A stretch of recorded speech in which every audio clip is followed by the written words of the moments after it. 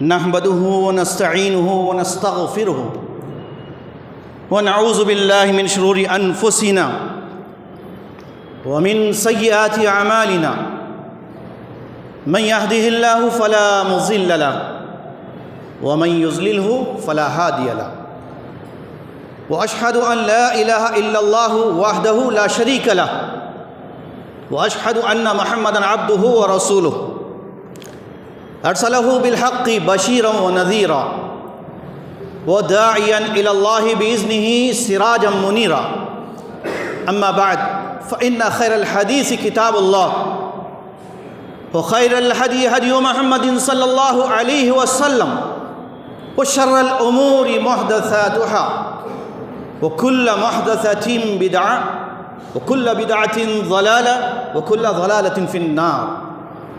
أعوذ بالله من الشيطان الرجيم. بسم الله الرحمن الرحيم. يا أيها الذين آمنوا اتقوا الله حق تقاته ولا تموتن إلا وأنتم مسلمون. يا أيها الناس اتقوا ربكم الذي خلقكم من نفس واحدة وخلق منها زوجها وبث منهما رجالا كثيرا ونساء واتقوا الله الذي تساءلون به والأرحام إن الله كان عليكم رقيبا. يا أيها الذين آمنوا اتقوا الله وقولوا قولا سديدا يصلح لكم أعمالكم ويغفر لكم ذنوبكم ومن يطع الله ورسوله فقد فاز فوزا عظيما. یقیناً تمام قسم کی حمد و ثنا اللہ تعالیٰ کے لیے لائق و زیبا ہے. ہم اسی رب العالمین کی حمد و ثنا بیان کرتے ہیں اور اسی سے استعانت طلب کرتے ہیں اور اسی سے اپنے سیئات اور گناہوں کی معافی مانگتے ہیں. جسے اللہ تعالیٰ ہدایت سے نواز دے اسے کوئی گمراہ نہیں کر سکتا اور جسے اللہ تعالیٰ گمراہ کر دے اسے کوئی راہ راست پر لا نہیں سکتا. سب سے بہترین راہ ہدایت، سب سے بہترین کتاب اللہ کی کتاب قرآن مجید ہے. سب سے بہترین اسوہ اور طریقہ پیارے نبی محمد مصطفیٰ صلی اللہ تعالی علیہ وسلم کا طریقہ اور اسوہ ہے. اعمال میں سب سے بدترین اعمال وہ ہیں جو دین اور شریعت میں ثواب کی نیت سے گھڑ لیے گئے ہیں، وضع کر لیے گئے ہیں. اور ہر وہ کام جو دین کے اندر ثواب سمجھ کے لوگوں نے شروع کیا ہے، جاری کیا ہے، وہ بدعت ہے اور بدعت ضلالت ہے اور ضلالت جہنم میں لے جانے والی ہے. محترم دینی اور اسلامی بھائیوں، آج خطبہ جمعہ کے موقع پر میں نے جس موضوع کو منتخب کیا ہے وہ ہے امانت اور خیانت. اعوذ باللہ من الشیطان الرجیم. بسم اللہ الرحمن الرحیم. ان اللہ یأمرکم ان تؤدوا الامانات الى اہلها. وقال في موضع آخر إنا عرضنا الأمانة على السماوات والأرض والجبال فأبين أن يحملنها فأشفقن منها وحملها الإنسان إنه كان ظلوما جهولا. وعن عبد الله بن عمرو رضي الله عنه قال قال رسول الله صلى الله تعالى عليه وسلم أربع من كن فيه كان منافقا خالصا ومن كن فيه خصلة واحدة فيه خصلة من النفاق حتى يدعها. إذا حدث كذب وإذا تؤمن خان وإذا وعد أخلف وإذا عاهد غدر. وقال في موضع آخر في رواية آخر وهو یزعم ویصوم ویصلی ویزعم انہ مسلم کان منافقا اور کما قال علیہ الصلاۃ والسلام۔ محترم حضرات، میں نے سورہ احزاب کی ایک آیت اور صحیح بخاری کی ایک حدیث اور اس سے متعلق کچھ دیگر احادیث کے حصے آپ کے سامنے پیش کیے ہیں۔ اللہ تعالیٰ نے فرمایا ہم نے امانت کو آسمانوں پر، زمینوں پر اور پہاڑوں پر پیش کیا تھا، سب عاجز آ گئے امانت کے ذمہ داری کو اٹھانے سے، امانت کے بوجھ کو اٹھانے سے، اور صرف انسان اس امانت کے بوجھ کو اپنے کندھوں پر اٹھا لیا۔ یقیناً وہ بڑا اپنی نفس پر ظلم کرنے والا اور بڑا نادان ہے۔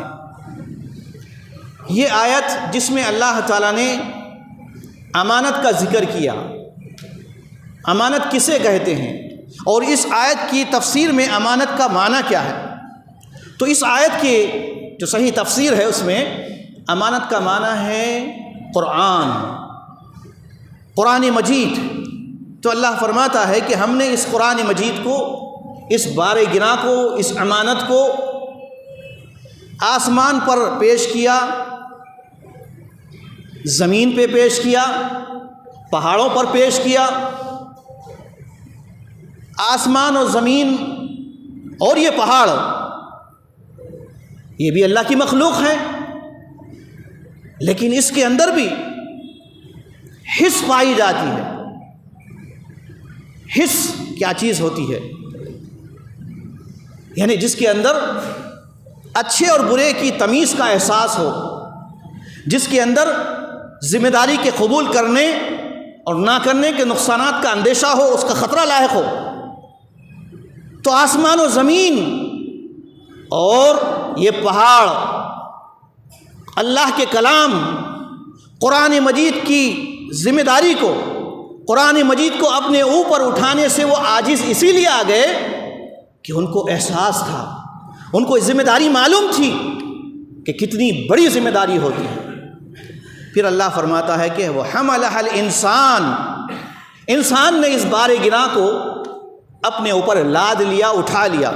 انہ کان ظلوما جہولا، انسان کی فطرت میں ہے وہ اپنے نفس پر ظلم کرتا ہے، وہ نادانی کرتا ہے۔ اس فطرت کا بھی اللہ تعالیٰ نے اس میں ذکر فرما دیا۔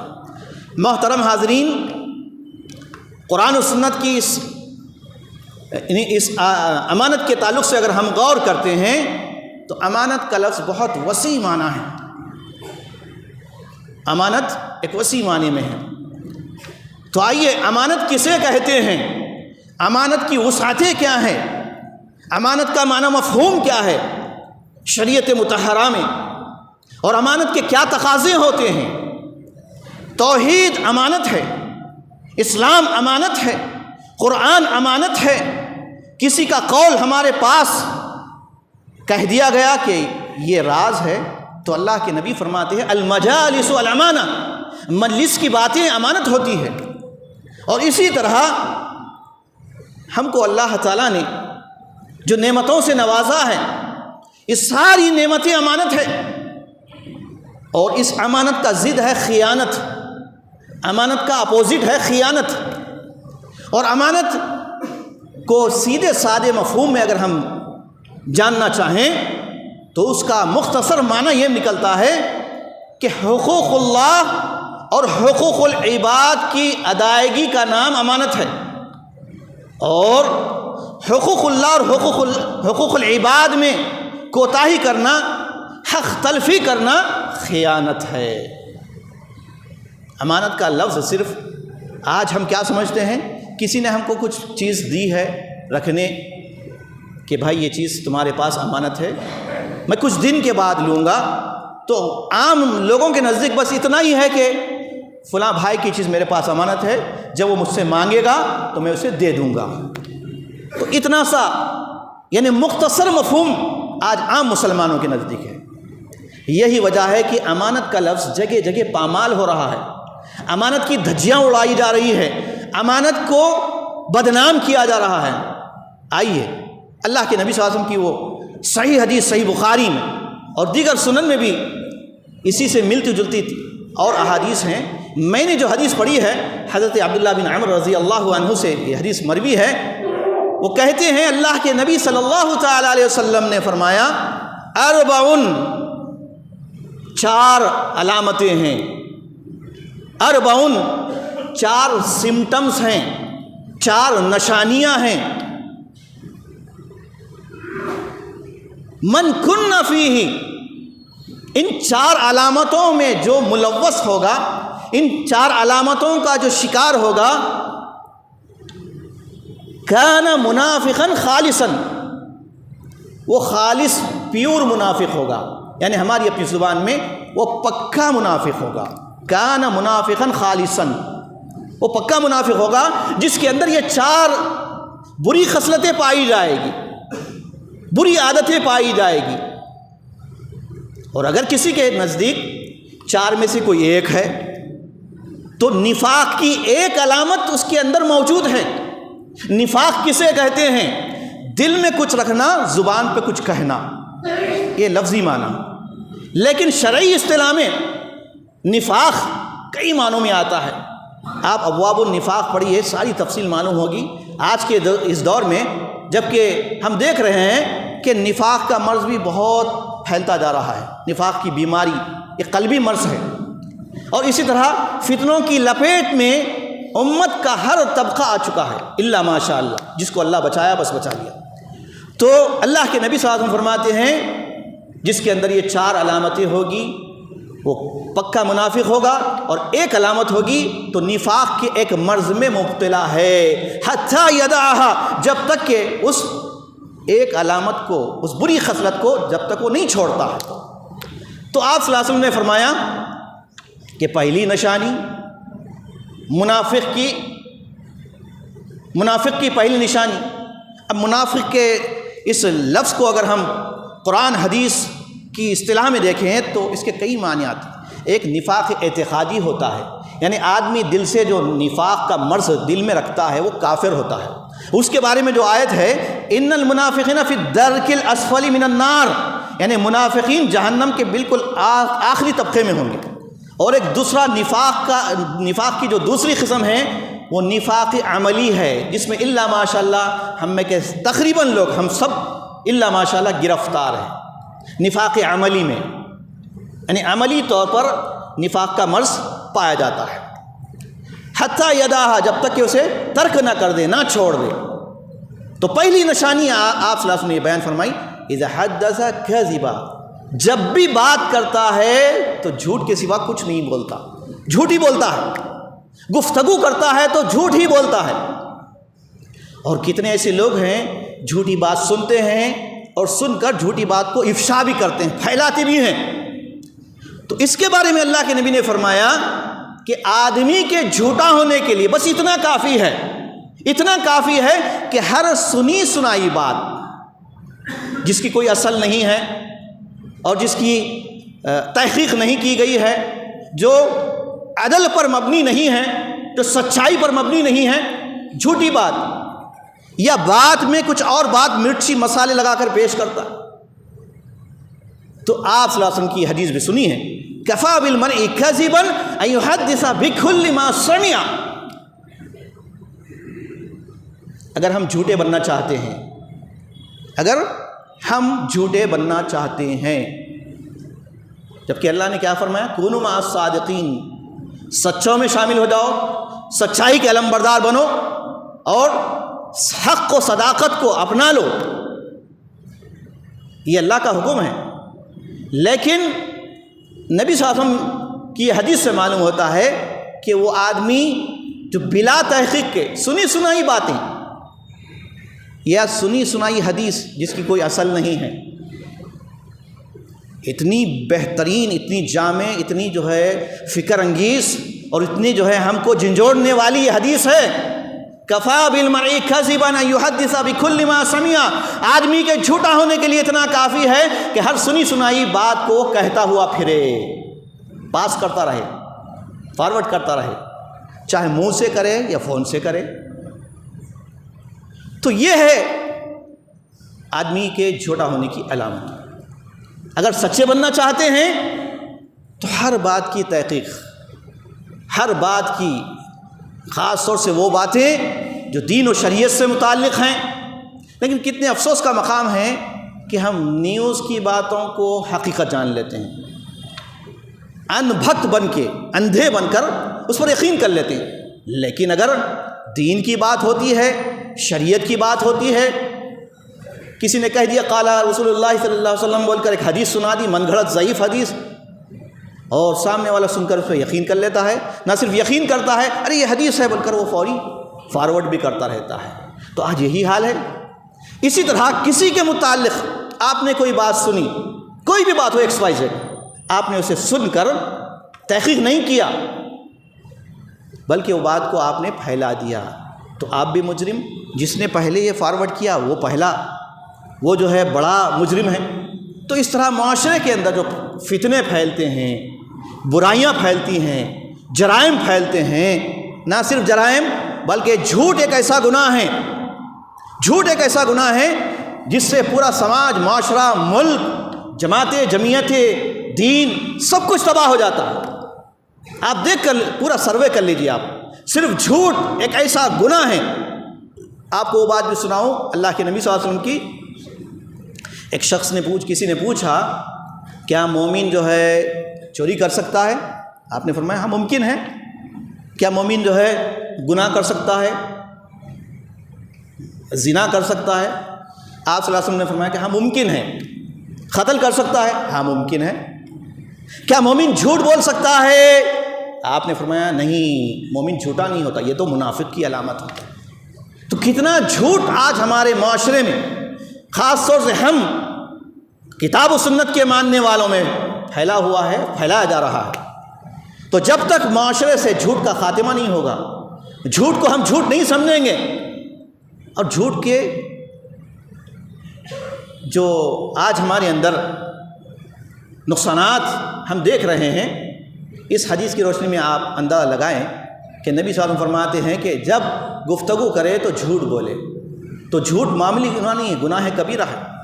ایک دفعہ نبی صلی اللہ علیہ وسلم سے کسی نے پوچھا ای الذنب اعظم عند اللہ، کون سے گناہ سب سے بڑے ہیں، کبیرہ گناہ کون سے ہیں؟ یہ تو احادیث میں 70 سے زیادہ گناہ بتائے گئے، لیکن اللہ کے نبی صلی اللہ علیہ وسلم سے اس سوال پر آپ نے فرمایا الاشراک باللہ، اللہ کے ساتھ شرک کرنا کبیرہ گناہ۔ پھر پوچھنے والے نے پوچھا ثم ایو، اس کے بعد کون سا؟ تو اللہ کے نبی نے فرمایا عقوق الوالدین، ماں باپ کی نافرمانی کرنا گناہ کبیرہ۔ پھر پوچھنے والے نے ایک اور سوال کیا ثم ایو، اس کے بعد اور کون سا بڑا گناہ ہے؟ سنیے، اللہ کے نبی صلی اللہ علیہ وسلم جب یہ حدیث بیان کر رہے تھے، راوی کہتے ہیں نبی صلی اللہ علیہ وسلم ٹیک لگا کر بیٹھے ہوئے تھے، آپ صلی اللہ علیہ وسلم یہ بات کو بتانے کے لیے کھڑے ہو گئے اور آپ نے فرمایا الا، اے لوگوں سنو، خبردار، وہ شہادت الزور، جھوٹ بولنا، جھوٹی گواہی دینا، یہ بڑا گناہ ہے۔ اور یہ جملہ کہہ کر نبی صلی اللہ علیہ وسلم خاموش نہیں ہوئے، تکررا، بار بار اس سینٹنس کو، اس جملے کو آپ صلی اللہ علیہ وسلم ریپیٹ کرتے رہے۔ صحابہ کہنے لگے لیتہ سکتا، کاش کہ اللہ کے نبی خاموشی اختیار فرمائے، خاموش ہو جاتے۔ یعنی صحابہ کرام کو یہ اس بڑے گناہ یعنی جھوٹ کے بارے میں، اس کی شناعت، اس کی قباحت پر اتنی جو ہے ان کو احساس ہوا کہ اللہ کی پناہ۔ تو یہ مسلمان کی پہچان ہی سچ بولنا ہے، چاہے تنہائی میں ہو، چاہے اپنی گردن کٹے، چاہے ہم کو عہدے سے نکال دیا جائے، چاہے جو ہے امامت سے برخاست کر دیا جائے۔ تو آج دیکھیے معاشرے کے اندر جہاں جہاں ہم خرابیاں دیکھ رہے ہیں، ہر جگہ جھوٹ پر مبنی ہے۔ جھوٹ کے اتنے عظیم خطرات و نقصانات ہیں، آج جتنے شادیاں جو ٹوٹ رہے ہیں رشتے، آپ دیکھیے اس کا ریزن بھی وہی ہے۔ جھوٹ کی بنیاد پر شادی ہوئی، رشتہ ہوا، انتخاب ہوا، لڑکا ویسا نہیں تھا جیسا بایو ڈاٹا میں لکھا گیا تھا، جھوٹ بولے، لڑکی ویسے نہیں تھی جیسا بایو ڈاٹا میں بتایا گیا تھا، تو جھوٹ کی بنیاد پر نکاح ہوا، طلاق کی نوبت آئی۔ تو جھوٹ اتنا بڑا گناہ ہے کہ جس کو آج مسلمان معمولی گناہ سمجھتے ہیں، چھوٹا گناہ سمجھتے ہیں، ایک کبیرہ گناہوں میں سے۔ پھر نبی صلی اللہ علیہ وسلم نے فرمایا کہ دوسری جو علامت ہے منافق کی، وَإِذَا تُؤْمِنَ خَانَ، جب اس کے پاس امانت رکھی جاتی ہے خیانت کرتا ہے، امانت میں خیانت کرتا ہے۔ امانت کیا ہے؟ میں نے آپ کو 2-3 جملوں میں بتا دیا کہ حقوق اللہ اور حقوق العباد کی ادائیگی کا نام، اس کو صحیح طور پر ادا کرنا یہ امانت ہے، اور اس میں ڈنڈی مارنا، حق تلفی کرنا، چاہے اللہ کی عبادت کے معاملے ہوں یا لوگوں کے معاملات میں ہوں، حقوق میں ہوں، خیانت ہے۔ اور خیانت کی خطرناک دنیا میں بھی سزائیں ہیں، آخرت میں بھی ہے۔ دنیا میں کیا ہے؟ اللہ کی رحمت سے دوری ہے، نفاق کے مرض میں ایسا شخص مبتلا ہو جاتا ہے، اس کی کوئی بات کا لوگ اعتبار نہیں کرتے۔ اور اللہ کے نبی نے قیامت کی علامتوں میں سے ایک علامت یہ بھی بیان فرمائی کہ قیامت کے قریب حال یہ ہو جائے گا کہ لوگ تلاش کریں گے کون امین ہے، کون امانت دار ہے۔ لوگ بولیں گے فلاں جگہ ایک آدمی امانت دار رہتا ہے، تو یہ حال ہو جائے گا، کسی کا کوئی اعتبار نہیں ہوگا۔ آج وہی دور سے ہم گزر رہے ہیں، قول فعل میں کوئی مطابقت نہیں ہوگی، ابھی کہا ابھی جملے سے پھر گیا۔ امانت رکھی گئی تھی، خیانت کیا، ٹال مٹول کیا، اس کو اس کا مقام نہیں دیا، اس کو حق نہیں دیا۔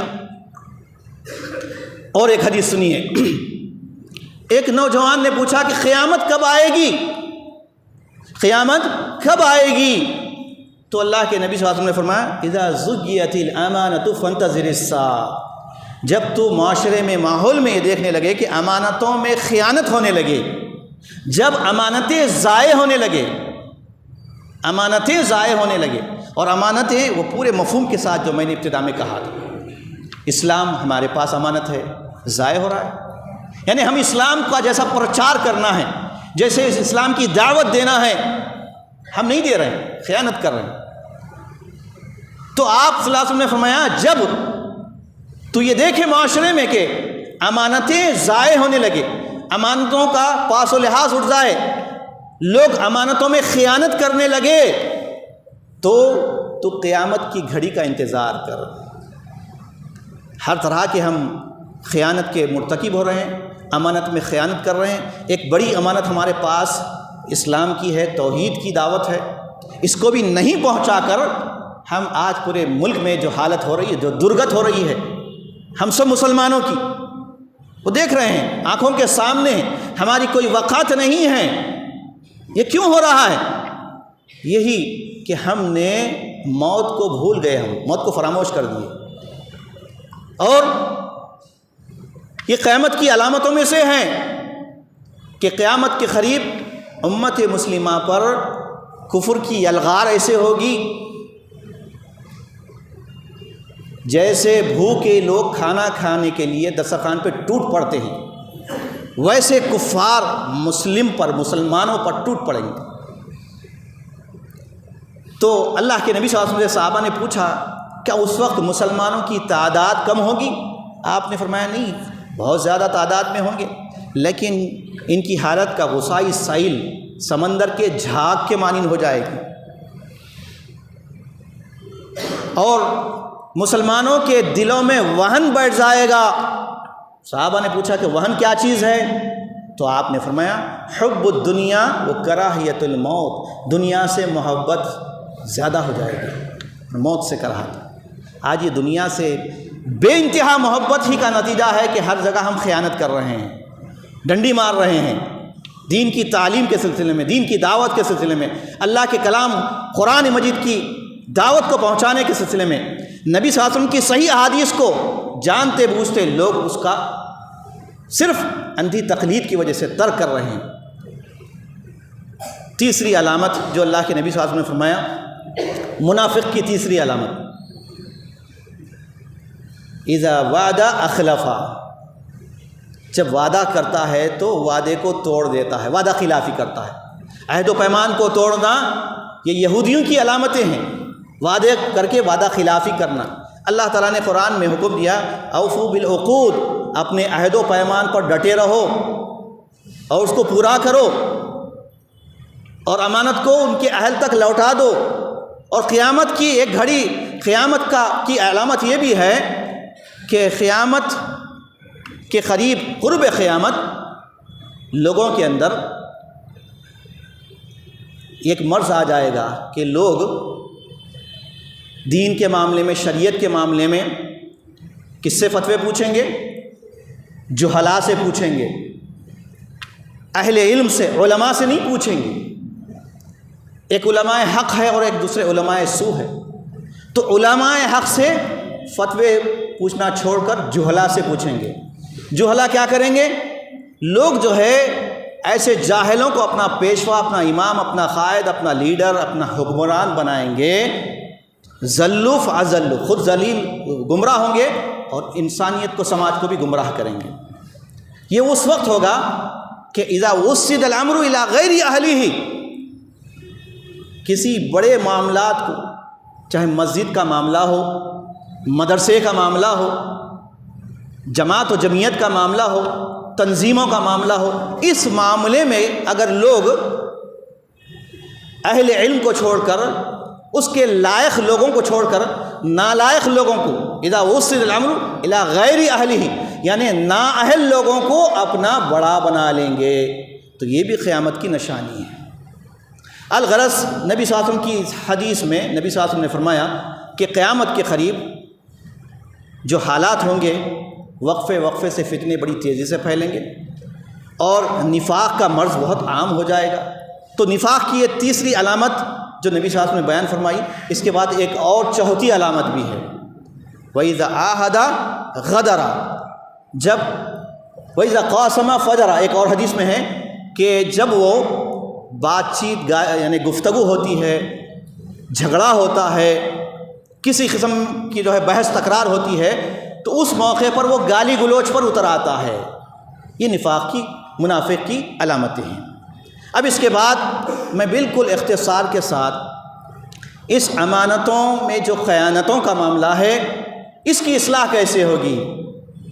ہر انسان، ہر مسلمان اپنے معاملات پر غور کریں، خاص طور سے معاملات میں ہماری بہت ہی یعنی گھناؤنی صورتحال ہے جو ناقابل بیان ہے۔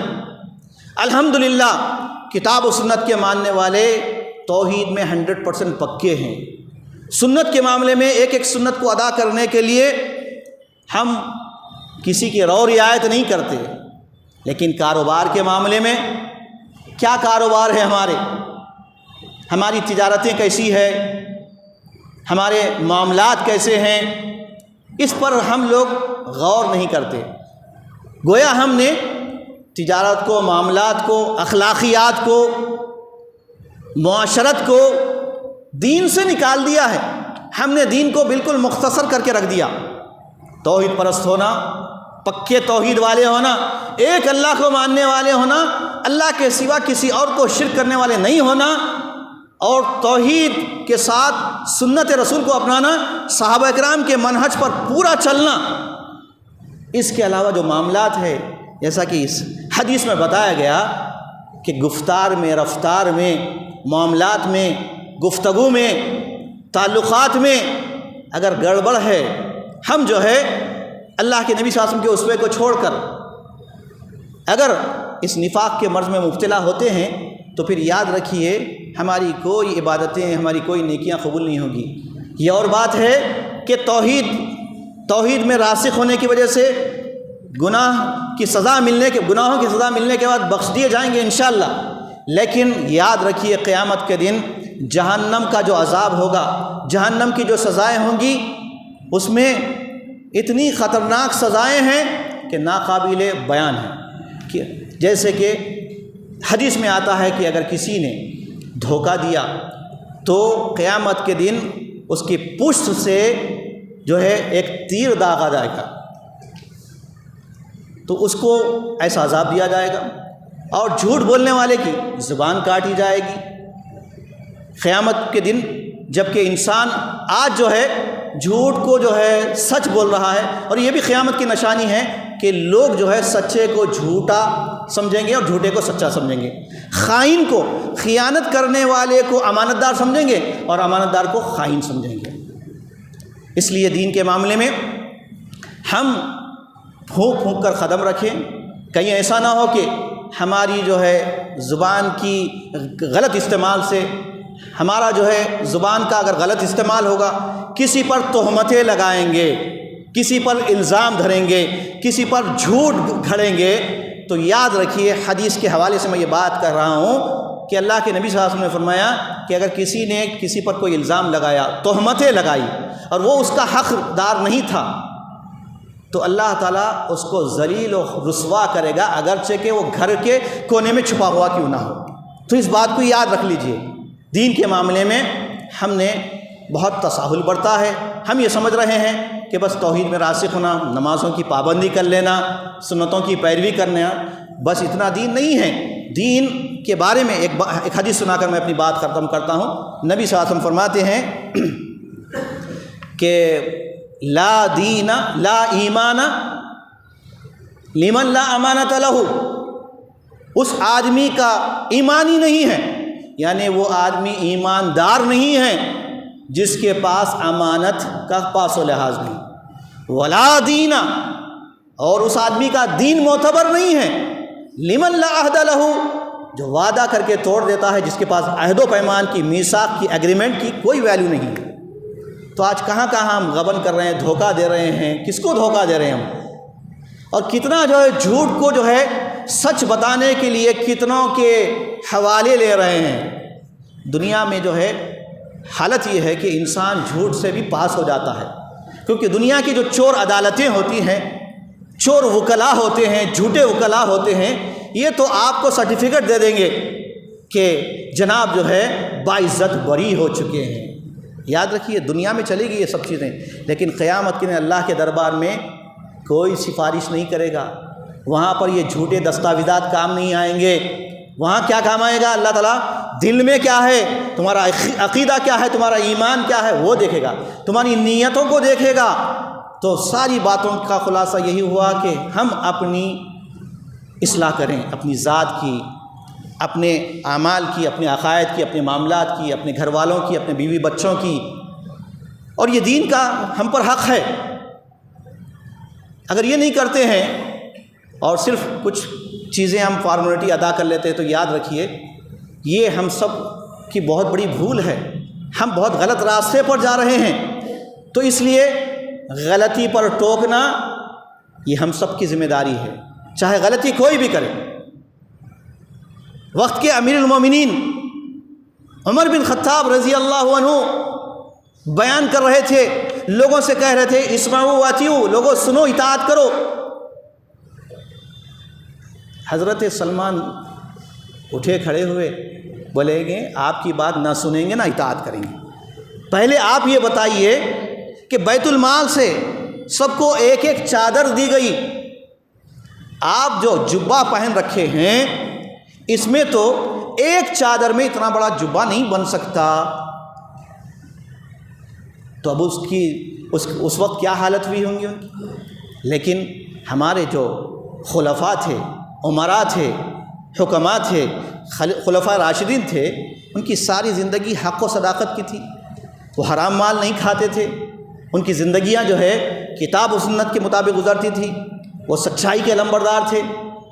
تو بیٹے سے کہا کہ بیان کرو، انہوں نے جو ہے کہا کہ مجھے بھی ایک ملی، ابا کو بھی ایک ملی، میں نے اپنی چادر ابا کو دے دی، ابا نے اس کا جبہ بنا لیا، اپنا توپ بنا لیا۔ تو اس کے بعد اٹھ کے کہنے لگے اب آپ کہو،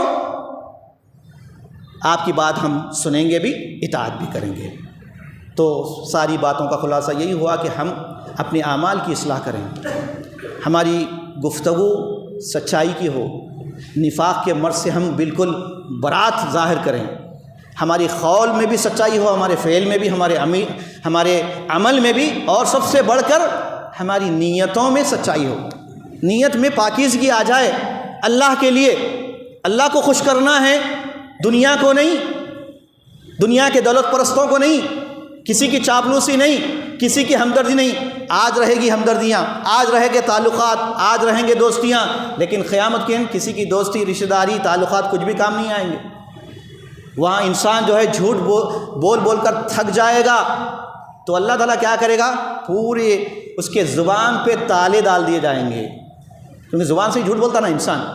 جسم کے اعضاء بول پڑیں گے، ہاتھ، پیر، یہ آنکھیں بھی جھوٹ بولتی ہے آج دنیا میں، لیکن قیامت کے دن اللہ تعالیٰ جب یہ جسم کو حکم دے گا تو جسم کی ایک ایک بوٹی سے آوازیں آئیں گی، تو انسان غصے کے مارے اپنے جسم کو نوچنے لگے گا۔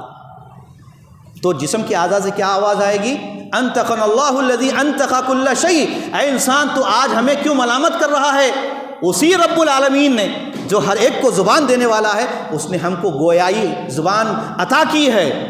تو یاد رکھیے، ہم اللہ سے ڈریں، اپنے اعمال میں تقویٰ پیدا کریں، اپنے اعمال کی اصلاح کریں، غلطیوں کو درست کریں اور توبہ استغفار کریں۔ انسان گناہ کرتا ہے، چاہے بڑی سی بڑی شخصیت ہو یا چھوٹی شخصیت ہو، یعنی صحابہ کرام کے دور میں بھی ایسا ہوا کرتا تھا، لیکن وہ لوگ توبہ کرتے تھے۔ یا ایھا الذین آمنوا توبوا الی اللہ توبۃ نصوحا، سچی اور پکی توبہ کرتے تھے، پھر دوبارہ وہ گناہ نہیں کرتے تھے۔ تو ایسی ہم توبہ کرنے والے، اللہ سے ڈرنے والے اور دنیا پرستی کو چھوڑ کر صرف اللہ کی رضا کی خاطر کام کریں گے، انشاءاللہ سارے معاملات درست ہوں گے۔ معاشرہ، سماج، جماعت، جمعیت، مسجد، مدرسہ، ہر جگہ لوگ جو ہے آپ کے قول فعل کا اعتبار کریں گے انشاءاللہ۔ اللہ تعالی ہم سب کو جو ہم کہتے ہیں ان باتوں میں جو سچائی ہے، قرآن و سنت پر مبنی ہے، وہی باتوں پر ہم کو عمل کرنے کی توفیق عطا فرما۔ جو ہمارے نفس کی شرارتوں سے غلط باتیں نکلی ہو، اللہ تعالیٰ اسے درگزر کر دے، معاف کر دے۔ آمین۔ سبحان ربک رب العزت عما یصفون وسلام علی المرسلین والحمد للہ رب العالمین۔